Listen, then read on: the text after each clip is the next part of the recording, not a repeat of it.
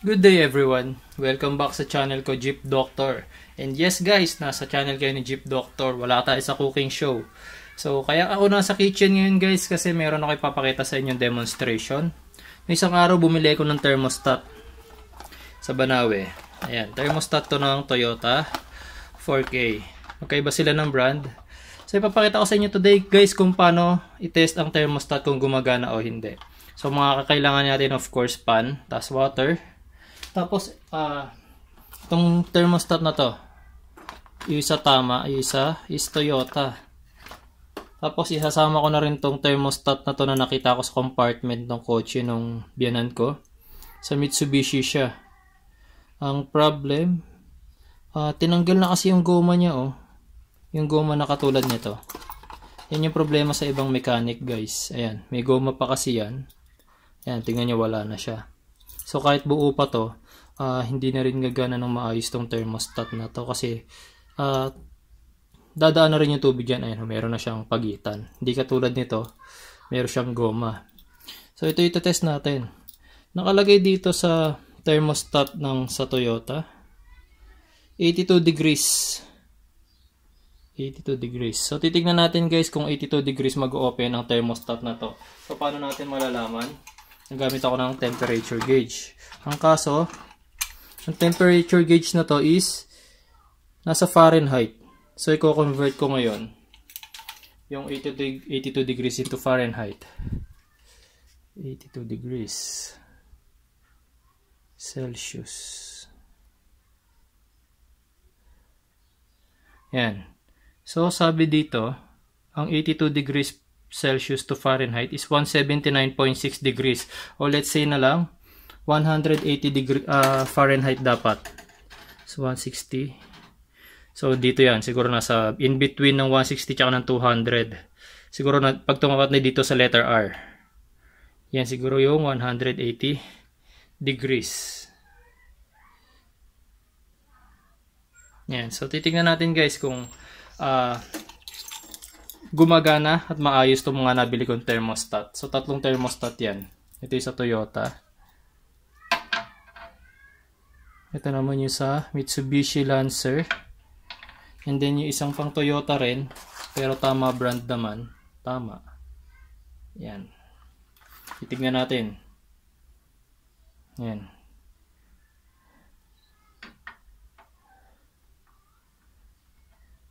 And tapos, isasawsaw ko na ngayon yung sensor nitong temp gauge natin. Ayan. Saan ko ba siya pwedeng ilagay?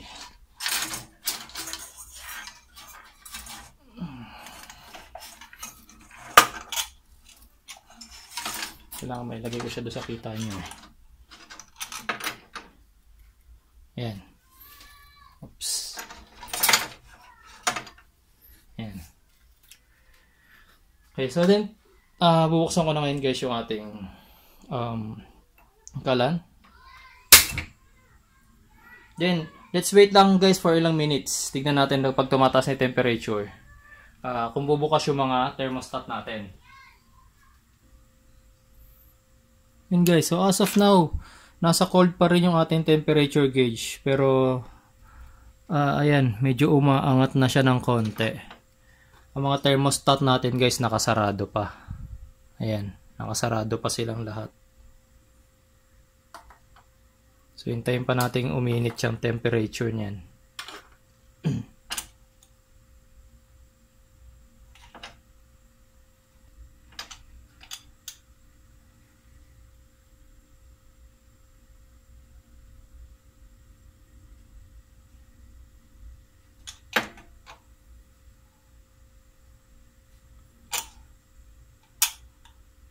Yun na guys, tumaas na yung ating temperature gauge. Malapit na siyang mapunta doon sa letter R. As of now, nasa letter N na siya.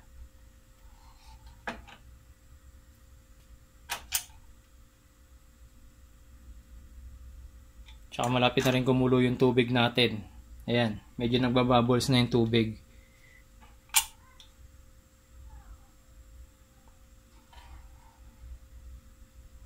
Nasa letter R na tayo.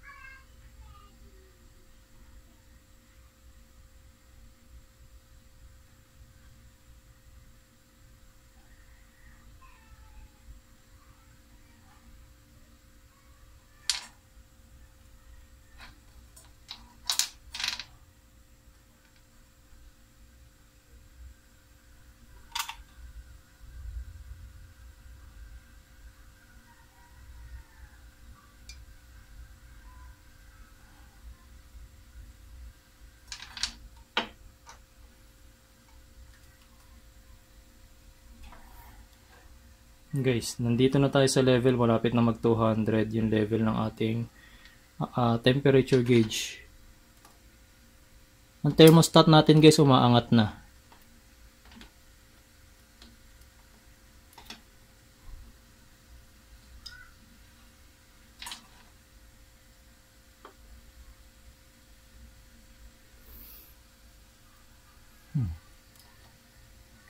Yan. Isang thermostat natin, yung thermostat ng Toyota, yung mismong galing sa Toyota, yan, umangat na. Bumukas na yung thermostat. Hindi pa nga siya ganun ka fully open. Ayan. Mitsubishi, bukas na guys.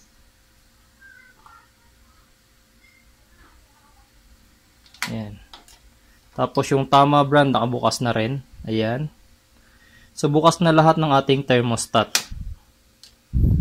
Ito yung temperature ngayon sa gauge natin. Ang hindi ko lang sure dito guys kung accurate itong si Circuit brand kasi itong gauge na to eh.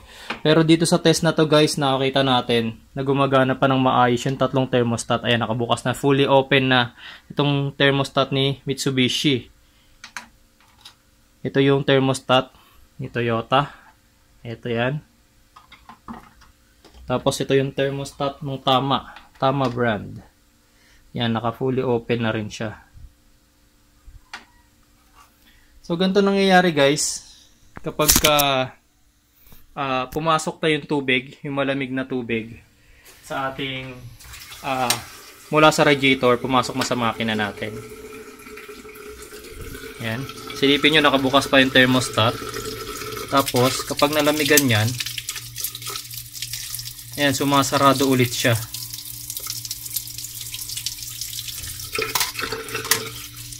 Ito na siya guys.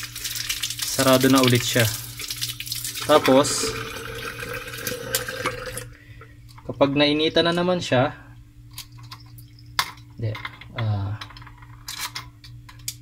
ayan. Wait lang.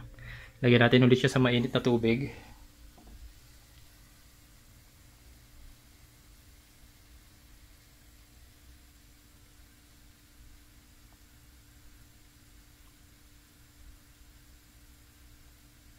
Yan, bumubukas na naman siya.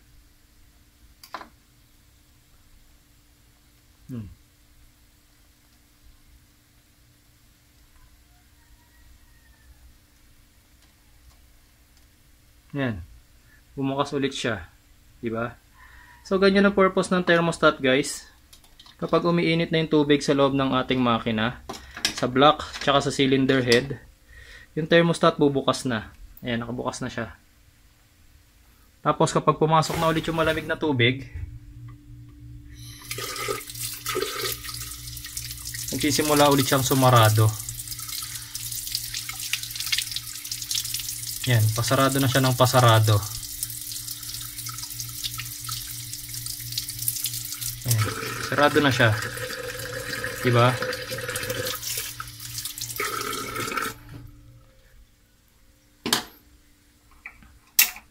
Yun guys. So hindi ko lang sure guys kung accurate itong si gauge ni Circuit. We all know naman yung reputation ni Circuit pagdating sa gauges, sa ilaw, sa mga electrical component. Pero kung gusto niyo makasigurado, mas maganda gagamit ng accurate na temperature gauge talaga. Huwag yung gantong klase na circuit. Ayan, so naka-open silang lahat. Nag-open sila.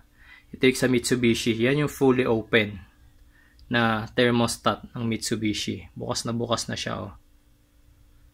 Sayang to. Buo pa tong thermostat na to kaso tinanggal yung goma. Galing talaga ng mekaniko na gumawa niyan. Yan. Tapos ito rin. Yung Tama brand. Yan, bukas na rin siya. Yan. Pero yung opening niya hindi kasing laki ng opening ng sa Mitsubishi. Kahit naman tong isa itong thermostat ng Toyota, ganyan lang din yung opening niya, oh. Pero at least guys, sa test na to, napatunayan natin lahat ng thermostat natin gumagana ng maayos. So kapag nalamigan yan, ito, katulad nitong thermostat ni Mitsubishi, babasahin din natin, palalamigin. Titingnan natin kung sasarado rin yan. Ayan, sumasarado na siya. Diba? Masarado na siya ulit.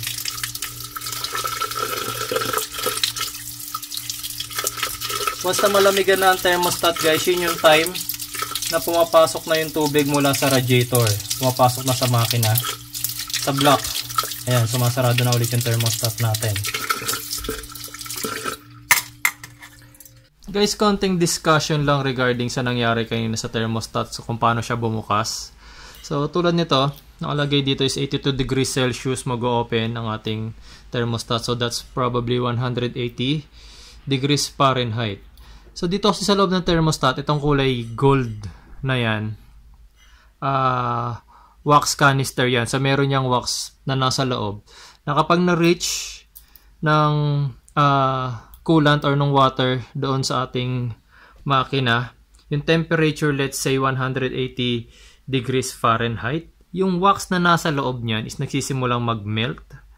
From solid form, naging liquid form siya. So, nag-e-expand siya. Ang ginagawa niya, tinutulak niya yung rod. Itong rod na to na nasa gitna. Ang kaso, since hindi niya maitutulak yan para lumabas yung rod, kasi makikita niyo itong bracket na to, naka-fix na yan sa buong housing nitong thermostat.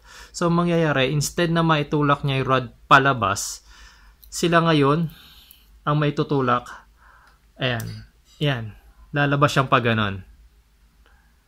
Yan yung nangyayari kapag nagsimula ng mag-expand yung wax na nasa loob, na from solid form naging liquid siya. So, ang pinakamagandang example ng itsura ng wax na yan, kunyari, mantika. So, yung solid form ng mantika ay sebo. So, kapag nainitan siya, nagiging liquid siya, nagiging oil na siya. So, ganun din yung nasa loob ng wax, yung wax na yon. So, kapag na-reach niya yung 82 degrees Celsius or 180 degrees Fahrenheit, nagsisimula nang mag-melt yung nasa loob na wax. At yung pag-expand niya, ang magiging reason para maitulak ngayon yung rod palabas, para mag-open ngayon yung valve. Ayan, mag-open yung valve, makakadaan ngayon sa pagitan yung tubig dito sa pag-open na yan. Tapos, kapag nakapasok na ngayon yung malamig na tubig, yung wax na nasa loob na nag-melt, na naging liquid, titigas ulit yun, magiging solid form na naman siya. Tapos, since mas malakas na ngayon yung spring sa kanya, may sasarado na ulit yung valve. So, mabablock ulit ngayon yung entry ng malamig na tubig. Pati yung paglabas ng mainit na tubig galing sa engine, mabablock na ngayon. So, magiging ganun yung magiging circulation niya. Pag uminit na ulit yung tubig, na-reach ulit yung temperature, bubukas na naman yung valve na yan. Papasok ulit yung malamig na tubig at lalabas yung mainit. Yan. So, kapag lumamig na ulit sa loob, sarado na naman siya. Ganun lang yung naging routine ng thermostat sa loob ng ating makina. Ganyan po yung pagtetest ngayon ng ating mga thermostat. So, kung sa tingin nyo may thermostat pa yung sasakyan nyo at gusto nyo malaman kung gumagana pa ito ng maayos, ng tama, ganun lang yung procedure na gagawin nyo. Magpapainit lang po kayo ng tubig. Then, ilalagay nyo yung thermostat doon. Tignan nyo kung mag-open pa yung ating thermostat. So, sa mga naniniwala sa akin na napaka-importante ng thermostat sa inyong sasakyan, I will advise na sana mag-install kayo niyan para ma-maintain yung tamang temperature ng makina nyo. Normal operating temperature niya para mag-operate siya ng maayos. Okay, so may video ako guys kung para saan ang thermostat at kung ano ang advantage na maitutulong ng thermostat sa ating mga sasakyan. Salamat po sa inyo guys, and please continue supporting my channel. Subscribe, like, share nyo po yung mga videos ko, and ring nyo po yung bell notification para lagi po kayong ma-notify for my new tutorial videos guys. Salamat!